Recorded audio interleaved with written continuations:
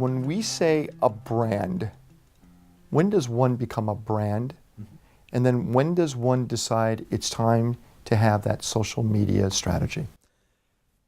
It's an interesting question specific to this period of transition in the marketplace, because for decades there's been a distinction between the company itself and the perception of the company presented to the marketplace, which really was the brand. And also, obviously, there are specific products or services that a company puts out that are all individual brands in their own right. But in this social business marketplace where transparency is so important, you need to collapse that. The distinction between the impression you give to people and who you are needs to collapse. There needs to be greater transparency and authenticity.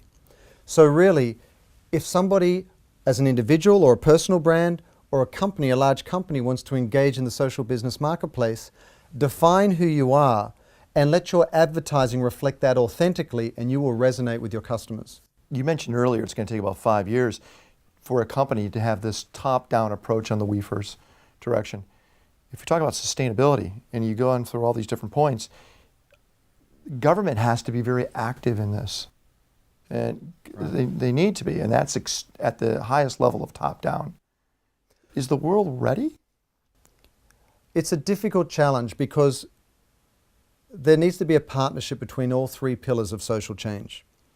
Yet there is so much inertia in government, whether it's politicking, bipartisanship, bureaucracy, and that is a whole can of worms in its own right. At the same time, there are challenges in the non-profit world. There's not enough open source technology. Sometimes they're fighting over, the share of sort of fundraising pool. Sometimes they're competitive in a way that doesn't necessarily help the cause. And often many non-profits will spend most of their time fundraising to fundraise. So there's certain inefficiencies there.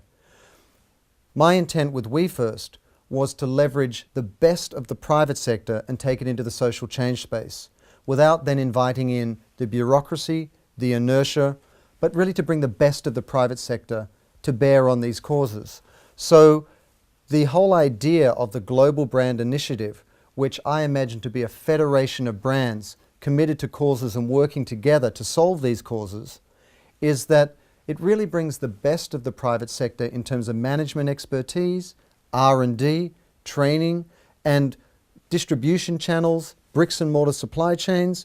It really brings all of those to bear on these problems without then inviting the worst of the private sector, which we saw in 2008, which is a sort of rampant self-interest at the expense of all of the others.